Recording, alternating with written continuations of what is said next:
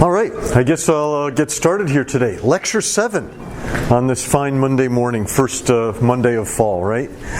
So today we'll talk a little bit about taxes and tax incidence, which I know doesn't sound very exciting, but it is, right? It's a really nice application of a lot of the stuff we've been talking about, supply and demand, and how we can use the supply and demand diagrams to get some kind of interesting insights into how markets work.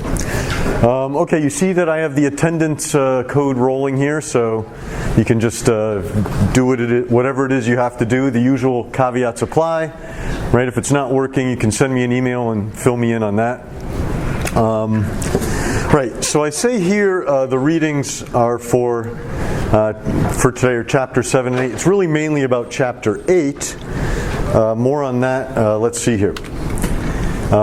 Little calendar here, which is now about a week. A little bit more than a week of dates to think about here. So today is Monday. What I mean by practice there is that I have put practice materials on Top Hat, right? And I actually have a hard copy here to hand out after class of the in-class component of the exam. So you should, if you log into Top Hat, be able to see both the PDF, right, of the in-class component, and also something that looks like an exam for you to take, a practice exam, right? And so typically, what I've done is I've given you till Wednesday night to do this practice exam, and hopefully you'll see how it works, right? It'll say, once you start it, you have 90 minutes to complete it, 32 questions, and you don't have to do it, right? Maybe I'm saying all the stuff that's on my next slide, so I'll pause that line of thought for a reason or for a moment and just remind you that, right, a week from today is the exam date. A couple days later, October 2nd, the homework will close, the 5 homeworks that are up, right? So you can keep working on that. Okay, so the practice materials, right, that should have appeared on Top Hat, both an in-class exam and an online exam. We'll do a complete review of all that next class, and that's all we'll do, right? We'll just basically start doing all the problems that are there at the beginning of class, and we'll do those, and that'll take us through really the entire class. Okay, as I've said a couple of times, but maybe it's worth saying again, that the content and form and all of that of our actual exam, a week from today, should be identical, more or less, to the content isn't identical, but the number of questions, the difficulty, what they look like, and all of that will all be, should be more or less self-explanatory when you look at the practice exam. One thing is, if you want, you don't have to do any of this. I encourage you to do it, but you don't have to. There's no credit for doing it. It's strictly for your own interest to get you sort of situated to the exam. In any case, you'll see Thursday when we go over everything, you'll see about how it works, right? One caveat is that if you want, as I said, I have hard copies here. There's a copy on Top Hat that you can download and print as well. I was going to hand those out after class, but I guess you can go ahead and take one if you want. You have to upload those to Gradescope yourself if you want them graded. Right? That's not how the actual exam will go. I'll collect them, the in-class component, I'll collect them in class and upload them as I've done with the homework checks. But if you want yours graded, right, you have to upload it yourself. Now the best thing to do there is to use some sort of scanner, like a copier, like a machine like that. You can do like a CAM scanner or something like that. The problem is if the format isn't exactly like the page you hand in, it's a little bit harder to grade because the way it works, Gradescope works, it's almost like machine learning. That's how I'm able to match your names and everything so quickly. What happens is it just has these little boxes, and so I or the TA can grade things quickly that way. So if your boxes don't line up with the boxes on the template, it's harder to grade. It might not be graded correctly. If you haven't received an email from Gradescope, you can send me an email and I'll try to figure it out. What I did, right, a couple weeks into class is I uploaded my roster from CUNY First. I uploaded it And then that was what I used to get Gradescope started. So if for some reason you haven't heard from me, maybe the email from Gradescope got sent to your spam folder, so you can check that. Or you're using a different email address than the one that's listed on CUNY First. I can work with you on that. If that's the case, you can send me an email. But let me also add that it's a good idea now to get all of that straightened out for your career at Hunter, right? You want to have a reliable email address that sort of corresponds across, CUNY First, Blackboard, all of that stuff. Okay. Oh yeah, so you have to also do that uploading before 3 o'clock p.m. Wednesday. The idea is I need a little bit of time, Ishii and I need a little bit of time to get together and grade all that. Okay. All right, so I think I've said just about everything there, and I'll just remind you here about the calendar, right? If you're coming in a little bit late, it is a week from today. There's a lot of time if you don't understand things to go back over materials, look at the course notes, look at the homework. But let me encourage you to do that now. And also on the very last bullet point here, I have, do I mention it here? Maybe the next slide. Yeah, right here. So here's some other things. It's a good time to start reviewing stuff, doing all your work. I have my office hours. Ishii has office hours as well, and you can contact her by email. She's been fantastic so far, so I encourage you to use that. Oh, one other thing is I thought our tutoring center would be up and running. I haven't gotten the official hours yet, but in the next couple days we should have that as well. Okay, I know I'm just trying to quickly go over the laundry list here. Some of you have said, well, my homework hasn't been graded completely correctly yet. Since it's still open for you to work on, I can't really finalize all the grades, but I'll take care of all that stuff after that October 2nd date when the homework closes. Also, it is a good time to start thinking about, how you're going to get here Monday, right? Don't be late, be on time. Have a contingency plan. Know where you're going to take the practice exam. Not the practice. Know where you're going to take the online component of the exam. Have a plan for doing that. I'm encouraging you, please, and I'm probably talking to the people who are here regularly. I'm sure that my problems or any problems that might emerge will not come from you because you're here on time, right? But I'm just going to say, please no shenanigans, right? I have to get 500 or so people by myself through this exam. And so every little thing that happens, that's 5 minutes. Think about it that way. That's 5 minutes I have to spend on something other than grading your exams and putting together material. So just take a minute and think about that and your organization a week ahead of time, right? Because there's still a fair amount of time before the exam. Okay, so last time we were continuing our discussion of societal welfare, right? And that is to say what we get out of markets, right? The gains from exchange realized in a market. And we talked about our basic means of measuring this, which has to do with this, this idea that we can look at benefits, in particular marginal benefits. They're encoded in this demand curve. Marginal costs, right? The costs of producing an additional unit, given we're already producing some amount of the good. They're encoded in the supply curve. We can parlay those ideas into this idea that, in a market, there's a going market price. Everybody pays that. Everybody sells for that. If we take the difference between the price and all these costs and the difference between this price and all the benefits, we can then add up benefits and costs. And they emerge geometrically on our supply and demand diagram as the area above price, consumer surplus that is, the area above price yet below demand. Meanwhile, producer surplus, the area below price yet above supply. And of course there's other stuff you can see on this graph, right? Like you can see, for instance, this area down here is the cost of production. This entire trapezoid is something like total benefits, whereas consumer surplus is net benefits. It's really quite, there's a lot of information then packed into this supply and demand diagram. We talked a little bit about what happens when we mess around with this diagram. So via legislation, or you might think about it this way, market interference, trying to get the market to do something other than what it wants to do. And we saw we could do that with things like this. For example, a price ceiling, I guess I could have called this. Our big example of that was a rent ceiling.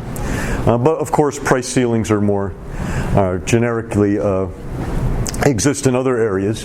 But this was maybe the most common example. And I guess a couple of things. I guess first, mechanically, the rent ceiling is, an effective rent ceiling is below the otherwise naturally occurring market equilibrium. And we saw in this diagram here, I've drawn this rent ceiling in, and you can see the blue shaded area is then producer surplus. The red shaded area, in the best case scenario, is consumer surplus, right? And once again, stick to your guns here when you compute these things. Producer surplus, the area below the price above supply. Consumer surplus, the area below demand above price. And of course, the gray shaded box was this deadweight loss, right? And this is maybe the big lesson of this market interference, right? When we put this rent ceiling or price ceiling generically in place, what happens is some exchanges that would have occurred do not. Right? Those voluntary exchanges are lost, and that creates this gray triangle there, the deadweight loss. Right? And so there's some exercises in your homework that have to do with the geometry, right? Just calculating the areas of triangles and rectangles, really. One little caveat here was that this green area, right? You can sort of think about different ways of shading in this middle rectangle. This green area, if you were thinking about worst case scenarios, might be something that's also lost to society, right? That people might spend these resources to get access, say, to our apartments, which are in shortage here, right? And I should have mentioned that. The amount of the shortage is here, right? Because we have demand here and supply here. So our market is constrained by the supply there. Okay, so there's a little bit scatterbrained the way I described that, touched on all the stuff that we talked about. Now, I say here my last bullet point, since we're getting close to the exam, my expectation is that you know your way around the geometry of this graph, right? You know how to find the producer surplus and the consumer surplus. You know how to find the deadweight loss if you have to. You understand that this is the shortage caused by the ceiling. Stuff like that, right? Those are the sorts of things I expect you to do, as should become obvious when you look at all the practice materials. Price floor works in much the same way, right? So one thing, I guess the first thing that should come to mind here is that the price floor is above the equilibrium, right? So the floor is above, the ceiling's below. That might be a little counterintuitive, but understand what it's doing. It's keeping the price and quantity from going to the naturally occurring equilibrium, right? And you can see here what my price floor does is it creates a producer surplus that has both the rectangle and the triangle shape there. I know that's a high-tech way of explaining it. But once again, it is up until the market quantity that we actually get, right? The area below price yet above supply. That's producer surplus, the blue. Consumer surplus is the area below demand yet above price, right? And then you can see once again deadweight loss. Our price floor, in this case a minimum wage as I've drawn it, prohibits some exchanges from occurring that otherwise would, right? And the gray triangle is the deadweight loss. The other thing I added to this is that that's a best case scenario, right? Here we have what you might call the resource dissipation case, where people expend the green rectangle, right, to get the scarce jobs, right? Standing in line, search, kickbacks, things like that. Once again, I know we did a lot on this last time, so if you need to sort of revisit that in the video or in the notes, that's, it's all there for you to see. Oh, one last thing is you can view these things as as policies that are designed to transfer resources, or I guess you could say benefits, from one side of the market to the other. right? So if you think about and sort of picture in your mind's eye where the natural or the actual equilibrium is, our rent ceiling, you can see, sort of increases the size of the red area and decreases the size of the blue area. So in this way, you can kind of think about the rent ceiling as doing what you might just sort of intuitively want it to do, which is take return or take surplus from producers, in this case landlords, and transfer it to consumers. It does that, right? You can see it on the diagram, but it creates a deadweight loss in so doing, and maybe more of a loss. Right? But it is sort of a transfer of resources from, in this case, suppliers to demanders. Well, the price floor kind of does things in the other way, right? It transfers resources from demanders to suppliers, right? In this case, from firms to workers, right? And once again, you can sort of picture where the blue and red would be, right? And you can see that in the top diagram anyways. The blue area gets larger and the red area gets smaller, right? Of course, once again, there's this deadweight loss, and maybe more of a loss if there's some dissipation of additional resources. One other thing I might say is the green rectangle and its interpretation. Usually on the exam, I will stick with this left side figure, right? When I ask you to compute, say, consumer surplus or producer surplus, I'll stick with the simple figure, and I'll add some text to the effect of, in a best case scenario, what is consumer and producer surplus. So, okay, so one thing I will point out here is that one of the great things about our analysis, and the great things about most economic analysis, is you start off by forming this counterfactual, right? You start off by saying, not what is our policy doing? You start off by saying, well, what does the world look like without the policy, right? And then you put it in place and you compare these two things, right? And so I'm just accentuating this. When you're talking about things like rent control or minimum wages or other price supports or price ceilings, you can say, this question should be in your mind. What is your counterfactual? And you might even think about it this way. Whenever we do these things, we will have a rationing problem, right? What previously was being allocated through the market is now going to be in a shortage or a surplus.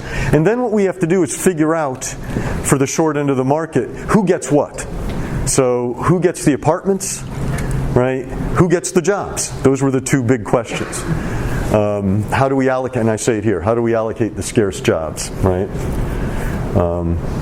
And so I did, these effects, there are a lot of studies out there looking at the relative size of these effects.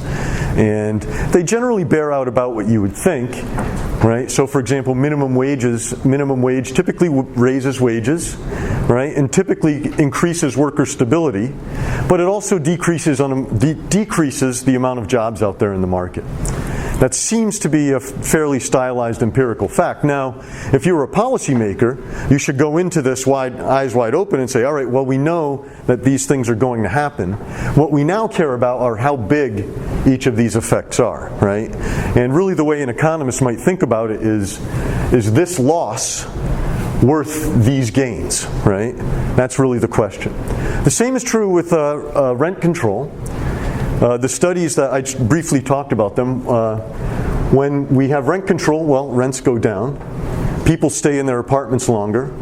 The supply of apartments goes down, right? We lose supply. And other things happen too. Like for one example I have here is it seems like the quality of apartments falls as well. So once again, those are trade-offs, right? It's almost like the PPF all over again. These are the things that will happen, but the effects might be small or large, and that would be the thing you would look at as a policy matter. Okay, so I mentioned at the beginning of class we'll start talking about taxes, right? Very exciting. I know. It actually is, right? And I'm hopefully going to show for you a couple of key things about the way tax policy works, or the way taxes work when we intervene in a market. So one of the most interesting things here is there are a variety of practical ways of structuring a tax. right? And so really what I have in mind here is think about a market and think about a tax in that market. So you might say, well, we're going to have we're talking about cigarettes. We'll have a tax on cigarettes. We might think about gasoline. We're going to have a tax on gasoline. Okay, that's our market. And then think about how it might be implemented. So what I mean by that is, well, let's see here. A tax on cigarettes. We could tax sellers of cigarettes, right? Or we could tax buyers of cigarettes. So, the buyer's tax is probably the one that's more familiar to you. If you go buy a pack of cigarettes at the wherever, the bodega, you go buy a pack of cigarettes. Usually what you do is you give them money, and at the same time you pay the tax, right? And what happens is the store just takes some of your money, effectively puts it in the tax bin, and takes the rest of it and puts it in the cash register. But that's something like you paying the tax when you buy the product. Well, you could also have it set up so that whenever they deliver cigarettes to the whoever the supplier is, whenever they deliver them, they pay some tax for every pack they supply, right? The same is true of gasoline. You could have producers or suppliers pay the tax when they deliver gas to the gas station, right? Or you could have consumers pay it when they buy it at the pump. So this is the practicality of how the tax works. Well, one thing that's going to be a surprise maybe for you is that who actually winds up paying the tax doesn't matter, right? It does not matter who you've nominally assigned the tax to, right? Whether it's on producers and taxed at delivery, or whether it's on consumers, paid when you pay, the tax incidence, who ultimately bears the tax, I should say, depends on supply and demand and what they look like. Does not depend on who we've assigned the tax to as a matter of accounting, right? And so once we've done that, we can think about taxes as really a matter of a tax wedge. Right? And what is this tax wedge? Well, you take a tax, $1 say, and you wedge it between the price that consumers get and the price producers pay. Other way around, consumers pay and producers get. And then we can sort of think about everything in terms of this wedge, right? The rest of the policy kind of works out here. So I have an example here, a $1 tax on a $10 bottle of wine. Right, so you imagine there's actually alcohol is a fairly commonly taxed good. Typically what happens is if this is a $10 bottle of wine, it starts that way. When we put the $1 tax in place, what will happen is the price of the wine will rise to some amount that isn't quite the full amount of the tax, right? So the market will change in such a way that the price adjusts. Here in my example, it adjusts to $10.60. And what this then means is that you go buy a bottle of wine, it costs you $10.60. Then the producers, they take your money, right? Your $10.60. They put $1 into their tax account, and in effect what happens is they get $9.60, right? So we would say that this $9.60 that producers get or suppliers get and this $10.60 that consumers pay, well, the difference between them is a wedge of $1. And then using the original price, $10, and the price that the market settles on after the tax, we can then say who is effectively paying the tax. And I'm hopefully going to show you how all this works. It's really cool. And in my example, because the price for consumers rises by 60 cents, they wind up paying 60 cents of the tax, right, or 60%. The price that producers get, well, $10.60 minus 1 is $9.60. Their price has fallen by 40 cents, right? And so they effectively pay 40 cents of the tax. Okay, and so that's one lesson, is that we're going to think about taxes in this way. And it really is a neat application of a lot of the stuff we've been talking about. Well, another big lesson is that a tax will typically create a deadweight loss, right? That is to say, it'll do exactly what our ceilings and floors did. It'll inhibit the market in a way that results in fewer exchanges occurring than otherwise would have. So, how does all this work? Here I have this painstakingly constructed example of the daily, I should have said gasoline market. That's kind of what I had in mind. I was trying to rig it so the numbers actually match. So there are about 4 million gallons of gasoline sold in New York State every day. And price are right around $4, I guess. I guess we're doing pretty good with attendance here. And of course, notice that as usual, we're talking about a tax here, but we start off by talking about what the market looks like without a tax, right? And I've kind of drawn this market, supply and demand intersecting. You can see the red triangle is consumer surplus. The blue triangle is producer surplus. You maybe even, I'm pleased with myself because it looks like you can just look right at those and figure out what they are. So, for example, 4 times 4 is 16 divided by 2 is 8. So we see there's $8 million of producer surplus. And it looks like we have 12 to 4 is 8, times 4 is 32, divided by 2, $16 million of consumer surplus there in our market. So, and hopefully that's what you're starting to get used to doing. You look at these diagrams and you see the triangles and the intersection and the surpluses. Okay. So let's first just kind of think through this case here where we throw this tax on consumers. So effectively what happens is, and I have my example here is a $3 tax.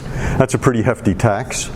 Right? We'll talk about why you might want to have a tax like this, but this is just so the example works out and you can see all the numbers and how it works. So $3. So what this means is whatever the market price is, as a consumer, you pay $3 extra for every gallon of gas you buy.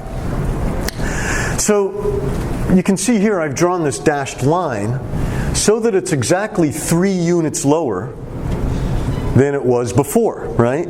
So the immediate impact of this tax is that it shifts demand back or down by these 3 units, the $3 of the tax. Well, why is that the case? Think about it this way. If you're buying gas, like anything else, it has some marginal benefit, a unit of gas, to you. Suppose your marginal benefit is $10, right? What does that mean? Well, it means that, under normal circumstances, you'd pay up to $10 to get a gallon of gas, or get that gallon of gas, right?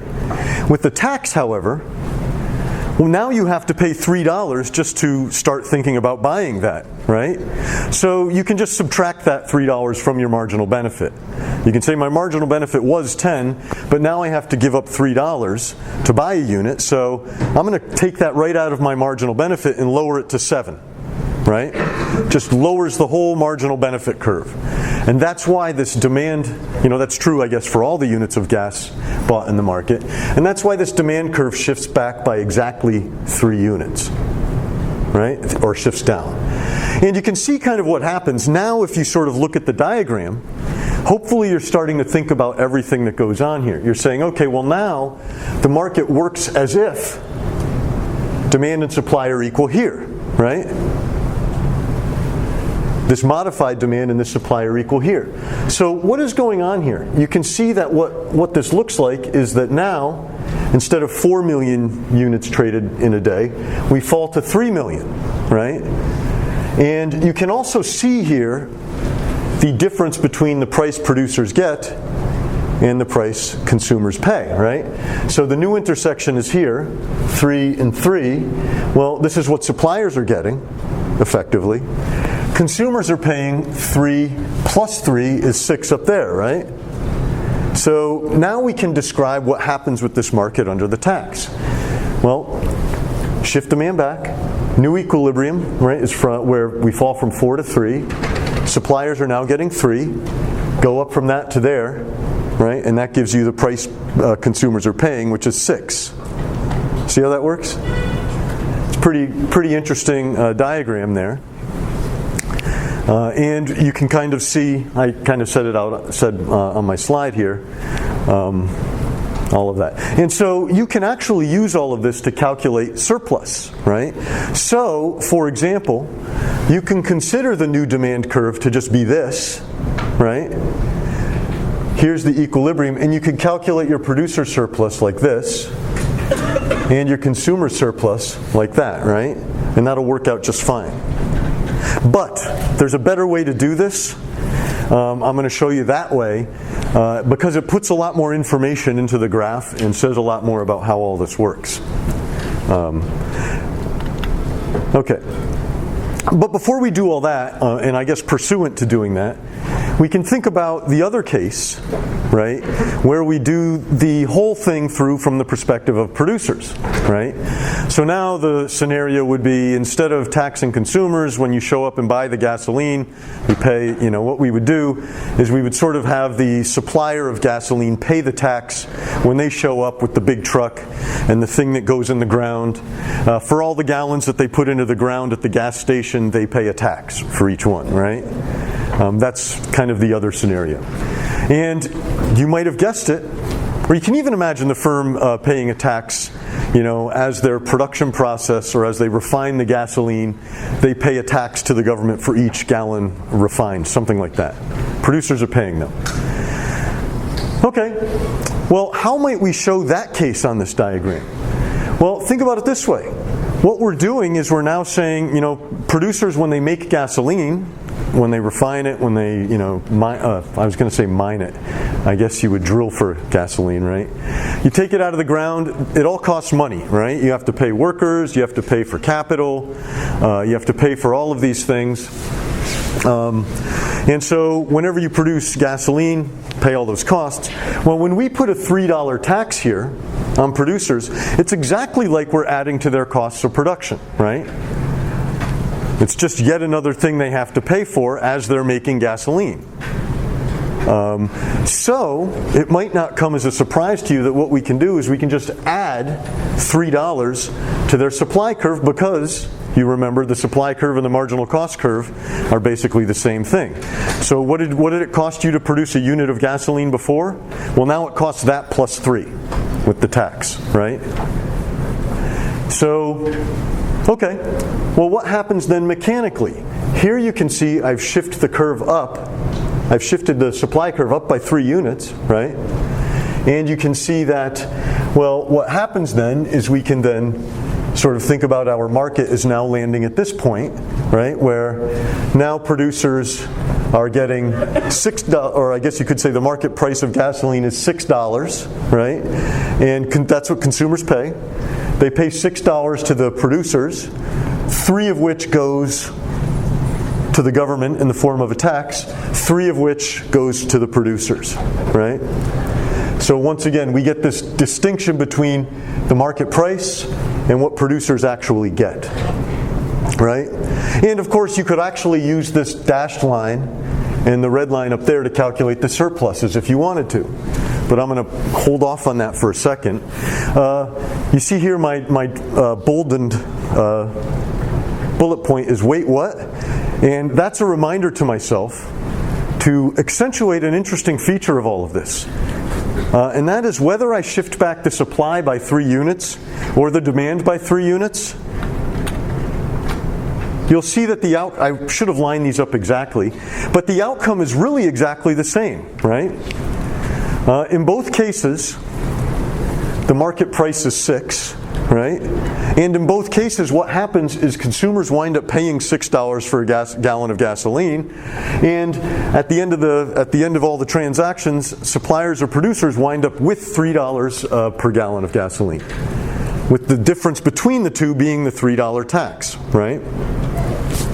So that's kind of interesting, right? That it didn't seem to matter whether we put the tax on producers or consumers, we get the same result, right? Mechanically, if we shift supply back by 3 units, back and up by 3 units, or if we shift demand back and down by 3 units, the end result is the same, right? The market equilibrium occurs in the same place. That's pretty cool, right? Pretty interesting. What ultimately then determines why this market stops at $6, right? Why the price rises from 4 to 6? Well, maybe you can convince yourself that this has to do with the relative shapes or the relative slopes of the supplies and the demands that are in our pictures. By the way, in terms of tax incidence, let me see if I can do this quickly in my head. You usually like to say things in terms of percentages. Maybe I'll go to my next slide and then I'll talk, we'll discuss that a little bit. So Okay, yeah, I have it right there. So it's good I went forward rather than just babbling on. So the insight here is who pays the tax, right, by matter of definition, doesn't really matter. It's supply and demand that drive the incidence of the tax, right? And so however you want to do this, right, you can see here I've shown what happened when demand shifted back, here when supply shifted up and back. Well, the result was this tax wedge right there, right, between what consumers are paying and what suppliers are getting. It was this 3, which is the amount of the tax, right? And it turns out that this is a pretty good way of mechanically and intuitively solving a tax problem, right? And that you don't actually have to shift the curve back. I mean, I might ask you to do that on a problem. You can often just take the tax wedge and think about it as a problem of geometry, and hopefully I'll show you how that works in a second. But in terms of incidence, who actually bears the tax, you just sort of say, okay, well now we've disabused ourselves of the notion that it matters whether the consumers or producers pay the tax. So whatever happens, we see that the market quantity will fall from 4 to 3, the price consumers pay goes to 6, the price suppliers get goes to 3. Now what we can do is compare the new prices each side of the market gets with the original one. And so you can see consumers' price has risen by $2 because of this $3 tax.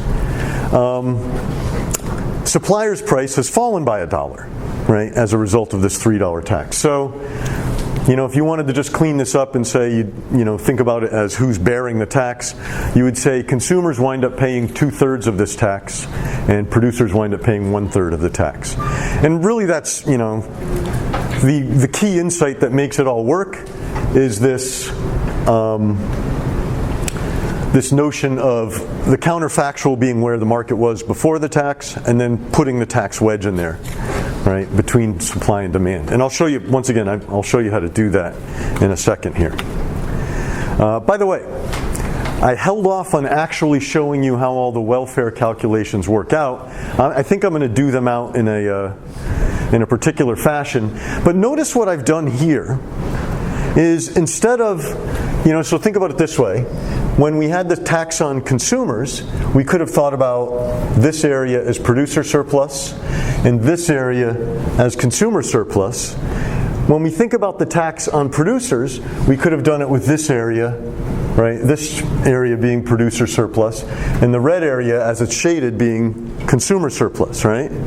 But what I've now done is sort of just pulled apart producer and consumer surplus, and let this green rectangle that is the same height as the tax wedge sit in between the two, right?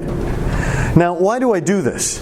Well, because you can kind of see the 3 things that are important results of this market in terms of societal welfare, right? Actually, 4 things. First, you can see producer surplus down here and consumer surplus up there.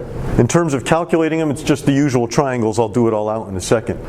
But notice what we have here, this green rectangle. The amount of the tax was $3, right?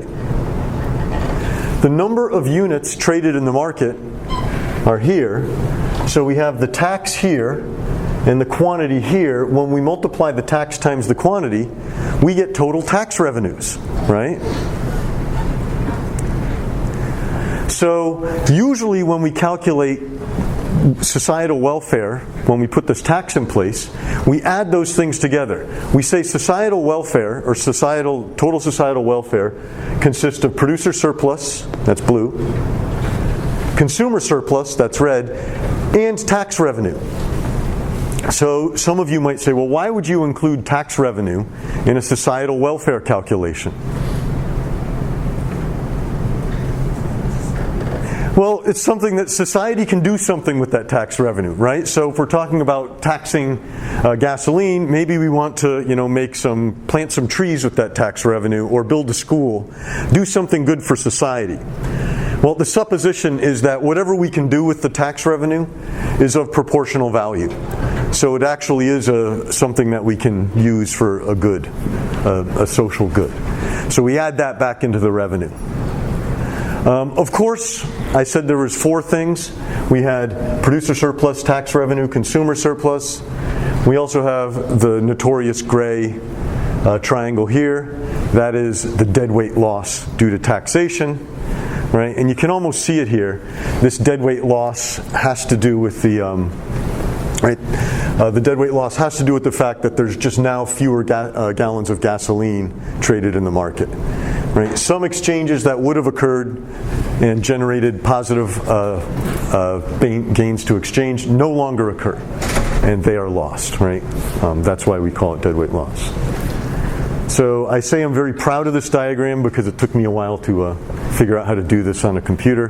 Came out pretty good. I was going to say, just to kind of show you how everything is working here, let's actually just compute everything on the diagram. So I'm just going to copy over everything here. And then I can do some generic, we can talk about some generic aspects of these things. Okay. It's going to be great when this is done. I appreciate you bearing with me.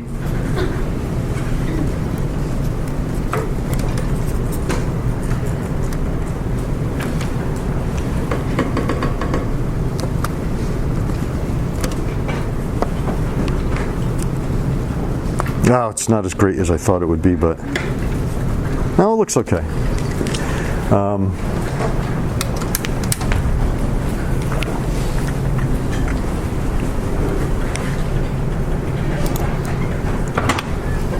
Okay, so here I've tried to more or less faithfully reproduce everything I did before. And of course, if you want to calculate consumer's surplus, producer surplus, deadweight loss, and all that stuff, it's always good to start. Was this number 12? I think it was 12 up there, right? Yeah, thank you. It's always good to start with just doing the pre-intervention welfare calculations. So before we did anything, we had consumer surplus. Let's see, this distance is 8. And this is 4. So we'd say consumer surplus is 8 times 4 divided by 2, which is 16. Once again, the 8 comes from 12 minus 4, being this distance. Producer surplus beforehand. Well, let's see, 4 times 4. I'm doing this triangle here now. 4 times 4 is 16 divided by 2 is 8. So societal welfare here is 24, right? 24. All right, well now we'll do the exciting thing where we figure out all of these things, the deadweight loss and all of that stuff, using the triangles here. So let's see. After the tax, we see that our wedge is wedged in here, the amount of the tax, the $3 tax, that's this, right? So producers effectively get $3, and given that there are 3 million units exchanged, well, 3 times 3 is 9 divided by 2 is 4.5, right? Producer surplus has fallen. Now, consumer surplus, I might as well, since I've said you can calculate as this thing up here. And really, this is kind of just like sticking to, what we've been doing all along, which is take the price that someone pays and take the demand curve and look at the area between those two, right? The area under demand but above the price paid. The same is true for suppliers here, right? Take the price that suppliers actually get and look at the distance between, what it costs them to produce and what they get, and then use that to get surplus. So anyways, this area up here, let's see, 6 times 3 is 18, divided by 2 is 9. Right? But then we also, of course, you can see that they're lower than they were here, but we also, if I only had a green marker, it would be perfect, right? This is the tax revenue, right? The amount of the tax was 3. 3 times 3 is 9. So you add that in. 9 plus 9 is 18 plus 4.5 is 22.5. Yeah? So that is total societal welfare after the tax. You can see it's a little lower, right? It's about, 1.5 units lower. So maybe what we should do for posterity's sake is just also go for the direct calculation of deadweight loss. That would be this triangle here, right? And you can see here this triangle has if I turn this way, has a base of 3 and a height of 1. 3 times 1 is 3 divided by 2 gives us this triangle here as an area. 1.5 is the deadweight loss, right? Pretty cool how you can do all that. And of course, once again, if you're a policymaker, right, what you want to think about is, well, what are we going to accomplish with that revenue, right? We know we're going to have to tolerate deadweight loss due to our tax, but are the things we can accomplish with the revenue, do they justify it, right? Of course, later in the class, we'll see that taxes have other uses, in that we might actually want to deter, for reasons that we will discuss at the time, production of some sorts of products, right? Okay, let me just take a look at my notes, and let me just delve into some further aspects of incidence, and I'm going to show you kind of a very rough way of kind of generically doing tax incidence analysis. And this involves geometry and this notion of the tax wedge, right?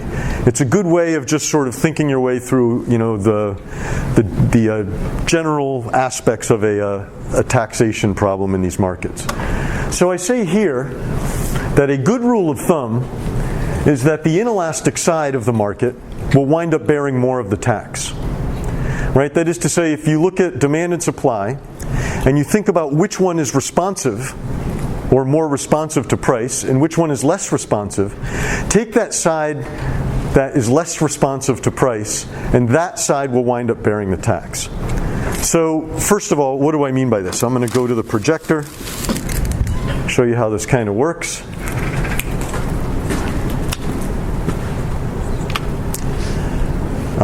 Okay, so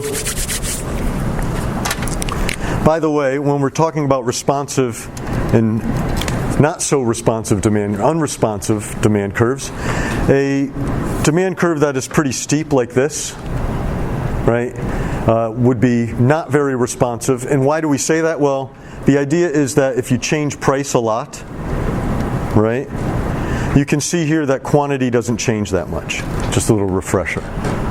So a steep demand curve.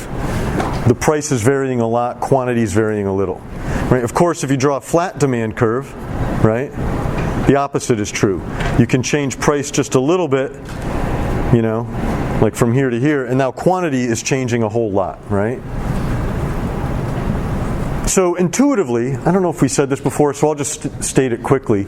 Intuitively, what we're getting is some notion as to how badly you need something, or you need a specific amount of it, right? And if it turns out you really need a certain amount of a good, whatever its price, that makes it steep, right? It gets flatter when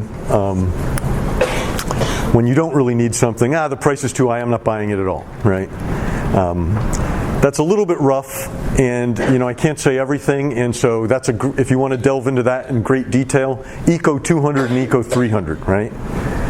By the way, the same is true for supply, right? You can kind of draw a very steep supply curve, and this means that, well, whatever the price is, a certain amount of the good will be supplied, right? High prices, low prices, we can't change the supply that much. A flat supply curve, however, means that small changes in price, and this is terrible labeling of the diagram by me, small changes in price provoke big changes in quantity supplied to the market. So, responsive, not responsive. Elastic, inelastic. Question? Can you please give any examples of such supply? Give an example of such supply. Of supply that's very steep. Okay, so a great example are things that are just sort of determined by nature. So, for example, let's suppose you live in a town that has one big hill, and that's it, right? And you might sort of think about the supply of ski slopes or something, right? In that case, it's geography that just determines you have one slope, basically, right? So whether it's cheap to ski or expensive to ski, there isn't much that can change about the supply of, ski slopes in this town or ski trips in this town, right? Because it's determined by natural resources. Other examples might be things that you mine out of the ground maybe have this characteristic. If there's a fixed amount of diamonds or things like that, that tends to be things that lead to a steep supply curve. Yes. Inelastic is always vertical, elastic is always vertical. You know what? It can be more. There are unitary concerns, like depending on how you measure the things, they can look steeper or flatter. But yes, so the observation was that inelastic, steep, elastic, flat. That applies to both demand and supply. I'd like to be more nuanced than that, but if you have to, sort of remember one thing there, that's a good way to think about it. Okay, now I'm going to show you the tax wedge method, right, for solving a tax incidence problem. I don't know if that's its official name, I just kind of made that up. So what you do here, start off with demand and supply, right, like that. And of course, figure out where the equilibrium is. Call this Q star and P star, before you have any tax. So there's the tried and true supply and demand diagram we've been drawing over and over again, right? Now, if you think about what a tax is, it's, a tax wedge. Well, it's a vertical line segment, geometrically, right? That's all it is a, to the degree that it can be measured in dollars, just like the price, it's a vertical line segment, maybe like something like that, right? So maybe this is, if this is something like $8 here, and this is $4, like that, maybe this is a, $2.50 or something, right? The point is that you can measure this in the same units as you can measure the dollars or the currency you're using on this axis. Now what you want to do is you want to take this $2.50, the amount of the tax, and you want to wedge it vertically between demand and supply. Now what I mean is you're sort of looking for a point, if I were to do this is a kind of one rendition of it.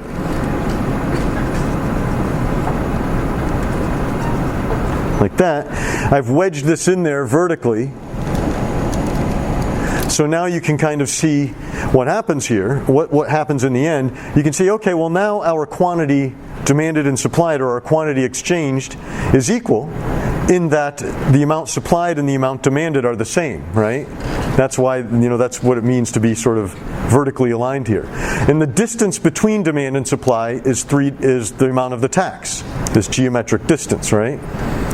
And so then you can sort of intuitively or generically work out all of this, and you can say, okay, well, here's my producer surplus, here's my consumer surplus, here's my tax revenue, and it doesn't matter if I've assigned this tax officially to the demand side or the supply side. I just get the wedge in there, and that works. Okay? Kind of a neat way of thinking about it. So, yeah? How do we understand what percentage of this tax is paid by the... Oh, okay, good. So, yes, I should complete that part of the puzzle. It was about incidence, right? How would we then think about incidence? Well, you can see those things geometrically too, and I'm really glad you said that because I'm going to use that in a second. So, you would say that the consumers bear this amount of the tax, right? This is the whole amount, right? Consumers bear this share, and producers then bear this share, right? Like that. And then you can compute this as a ratio, red to the whole wedge, blue to the whole wedge. Good. But now let's, the incidence, we'll use that fact. Now let's think about this issue of the inelastic side bearing more of the tax here. So I'm going to start off by drawing a situation where, maybe we think about a good that's supplied inelastically. So this is going to be steep, and I'll just draw kind of a normal demand curve. That should be So here we have a quantity and a price. And what we do is we can start off thinking about the initial market equilibrium, something like this, right? All right, now let's take a tax wedge, or a tax, some amount like that, right? Once again, we could levy this tax formally on consumers or suppliers. It won't matter, right? It'll shift demand back by a certain amount, or it'll shift supply back by the same amount. What's it going to look like in this market? Well, what we want to do is take this and wedge it vertically between supply and demand, right? So that might look something like this, right? So I just kind of do that, and it's kind of not, maybe I want my supply curve, it's not a straight line, but maybe it looks like that just so we can keep our computations the same. And now you can kind of see what happens here, right? The combination of a regular demand curve and a very steep supply curve, when I put my tax wedge in there, however sloppily I've done it on my diagram, you can see the end result is that the price that consumers pay, using the same marker colors I did before, only rises a little bit, right? At the same time, the price that suppliers get falls by a lot, right? And this is because, you might think about this as kind of just the forces of supply and demand, right? The market is sort of saying, well, consumers will change their behavior quite a bit if the price varies. So, and producers won't change their behavior much at all because the supply is so steep.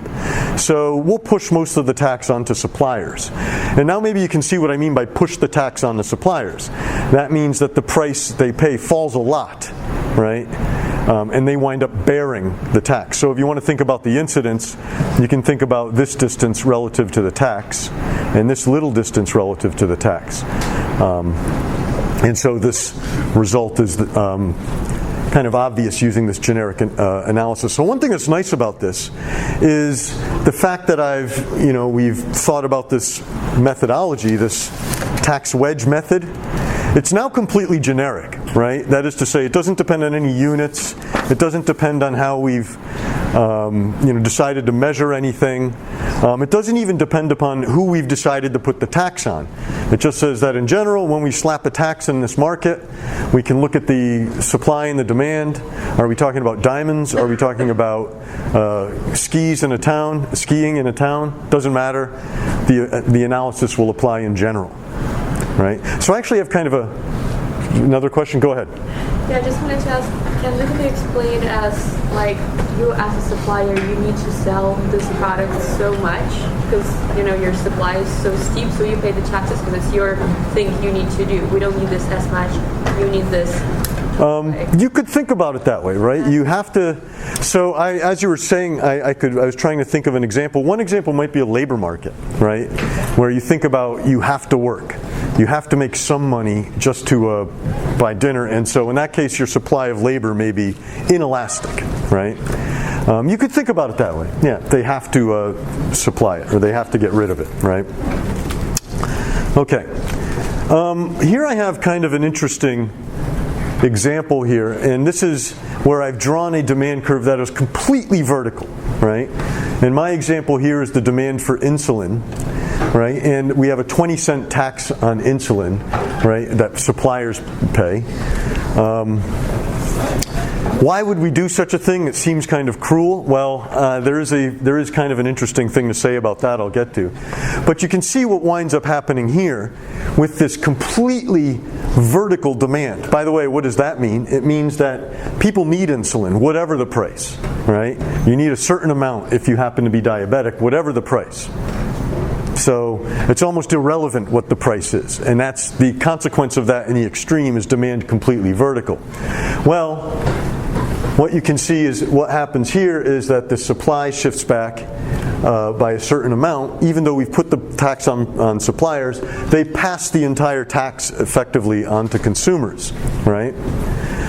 So one of the interesting things about all of this, and I kind of slipped it past you here, is that when there are inelastic sides of the market, there's something else that happens, right? If you look at the deadweight loss that happened in this example, well, it's right here, right?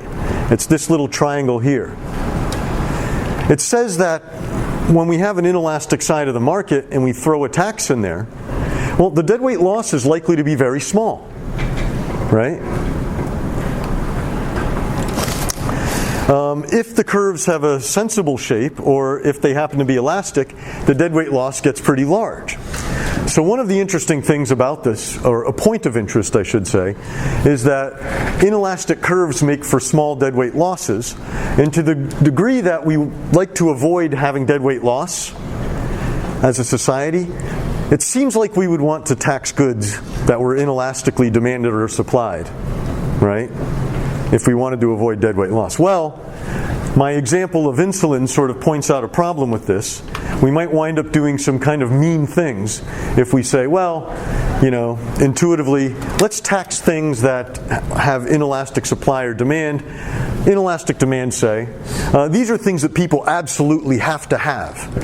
So they'll pay any price, and as a consequence, a tax will not distort the market too much. That's maybe not great, right? So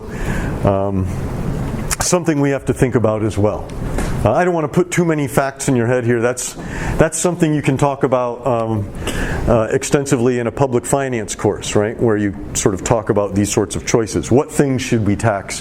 What things do we not tax?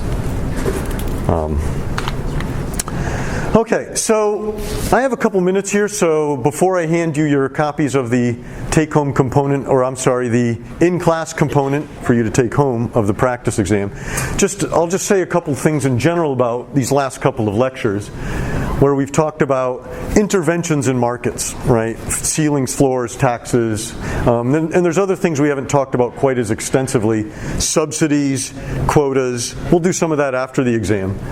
But our big lesson here is that when we so here's sort of the case for, and then I'll give you a case against, and then I'll give you a meta case for markets here. We've seen that when we interfere in a market, right, we wind up distorting outcomes, creating things like surpluses and shortages, and typically the result is some damage to society on the whole, as measured by these deadweight losses and dissipated surpluses, right? Okay, well, one thing we might say is, well, Baker, there's a lot of stuff you've left out of your diagrams, and that's certainly true, and we're going to think about that after the exam. One thing is externalities, right? So gasoline is a great case. You know, production and consumption of gasoline damages the environment. Where is that on my supply and demand diagram? It's not. Oh, so what do we do to think about that, right? Market power will change things a bit too. So what is this? We haven't said much about this.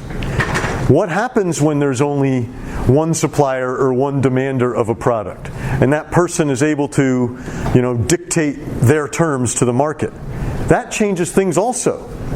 And then, of course, the other thing we haven't talked about, which is likely to be very important in both labor and rental market settings, problems with information, or that is to say, how good of a worker am I talking about here, or what quality apartment do I have?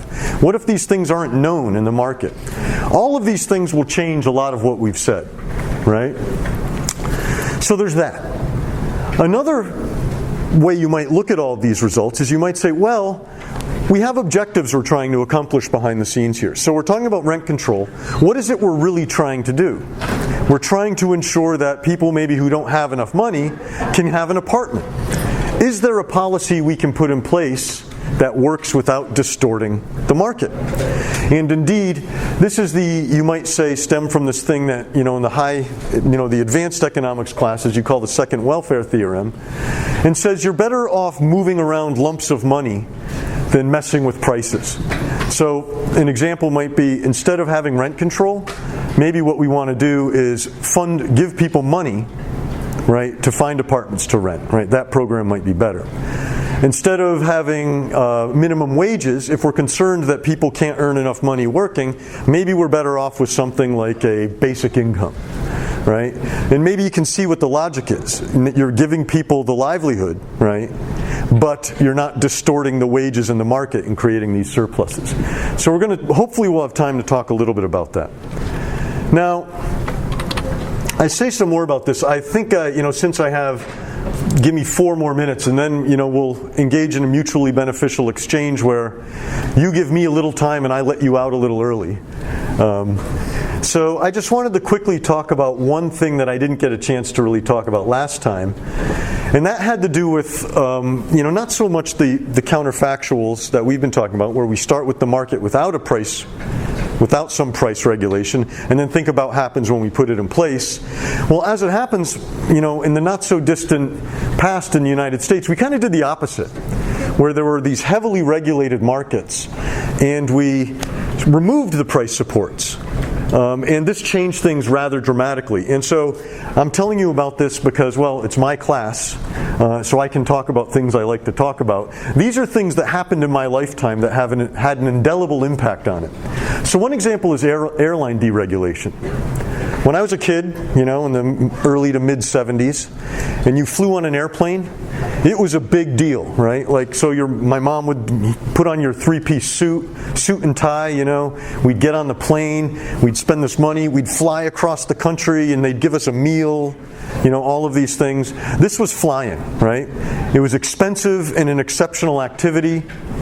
In the late 70s, early 80s, right, from starting with the Carter administration, airline prices were deregulated. They were very heavily regulated, right? And a whole bunch of things started happening. First of all, the price of an airline flight rocketed downwards, right?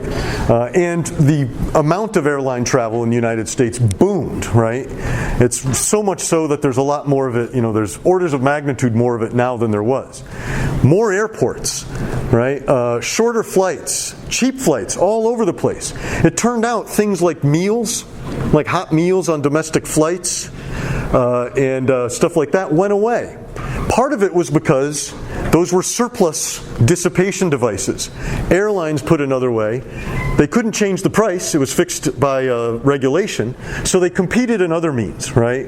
By offering you, meals and stuff like that. It turns out people preferred, just by making choices that they do, we'd like to pay less rather than have a fancy meal. And so the competition became all about prices.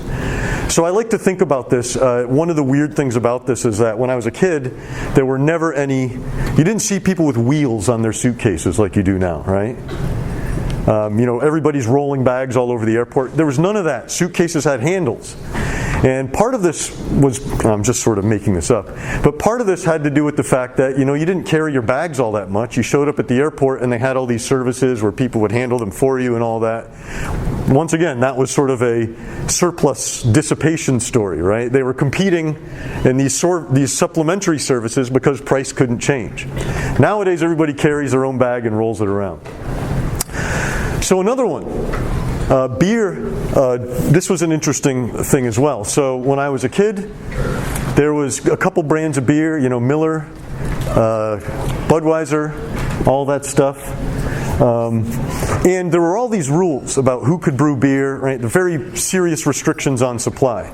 You couldn't brew any beer or any alcohol if you didn't brew a certain enormous amount, right? So this protected big breweries. And, so that was basically it. You had Budweiser and Miller and Schlitz and Rheingolds, if you went to a Mets game or something. Well, around the same period of time, right, I believe it was Jimmy Carter had the Home Brewing Act. It got rid of a lot of these restraints on batches. And as a consequence, right, the beer brewing industry exploded, right? So now all these microbrews and all that stuff that you see, they sort of started off in the 80s. And I think the situation now is that there's some crazy statistics where like 50% of people have no longer, 50% of people under the age of 30 have never had a mass market beer. Like have never drank a Bud Light or a Miller or something. So that industry has changed, I think, very much for the better, right? So, you don't see the beers like Schaefer beer, the beer to drink when you're drinking more than one. That was the slogan when I was a kid. It kind of works in the other ways. So some interesting stuff. It's also the case, though, that when you do regulate markets, some crazy things happen, right? These surplus dissipation stories, they pop up all over the place. So one example here is prohibition. A student mentioned this to me, by the way. I thought it was a really good example. That was a giant, you want to think about restricting the supply in a market. That was about as big as it got. Now, I guess depending on how you feel about auto racing, I kind of like it. We can thank Prohibition for producing NASCAR, right? It came around because, people used to have to run the booze around, and what you'd want a car that looked plain but was really fast. And of course, once you start making these cars and people start bootlegging, well, the next thing is you race the cars, right?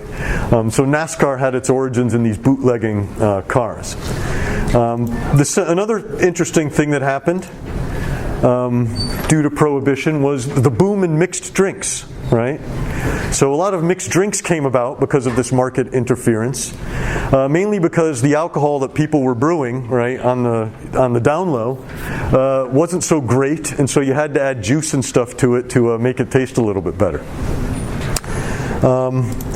Last thing, you can even think about when I was a kid, back in my days, one of my favorite movies out there was Smokey and the Bandit. Has anybody seen it? Anybody?